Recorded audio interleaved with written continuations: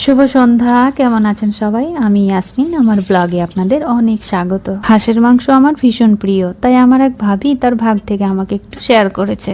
এটা অবশ্য তার বাড়িরও নয়, তাকে একজন কেউ দিয়েছে, আর আমি খাইতে ভালোবাসি বলে আমাকে সে একটুখানি দিয়েছে। মেয়ে তো খায় না, তাই আমার একার জন্য এটা যথেষ্ট। কিন্তু আমি আজ প্রথমবার হাঁসের মাংস রান্না করছি। রান্নায় অবশ্য আমি অতটা পটু নই, ওই মা মেয়ে খাওয়ার মতো কোনো রকমে করি আর কি। বছর 7 ধরে ভাড়া বাড়িতে থাকতে থাকতেই রান্নাটা একটু আধটু করে শিখেছি। প্রথম দিকটা ফোনে মাকে জিজ্ঞেস করে করে রান্না করতাম, এখনো মাঝে সাঝে জিজ্ঞেস করি। টমেটোটা বাড়িতে আনা ছিল না, তাই তার পরিবর্তে একটু কেচাপ দিয়ে দিলাম। আমার তো জানাও নেই টমেটো দেয় কিনা, কারণ হাঁসের মাংস তো এমনিতেই শক্ত। রান্নাঘরের রোজকের ব্যবহারের মশলাগুলো দিয়ে কোনো রকমে কষিয়ে দিলাম আর কি। মাংসটা মেয়ে খাবে না, কিন্তু আলুটা খাবে, তাই ওর জন্য আবার কটা আলু দিলাম। আলুটা না দিলে টেস্টটা ভালো হতো, কিন্তু আবার একটা আলুর তরকারি আলাদা কি আর করবো বলুন। রান্নাটা যেমনই হোক, শেষে একটু ঘি গরম মশলা ছড়িয়ে দিলাম, তাহলে স্বাদটা এসে যাবে। দেখা হচ্ছে পরের ব্লগে। ভালো থাকবেন।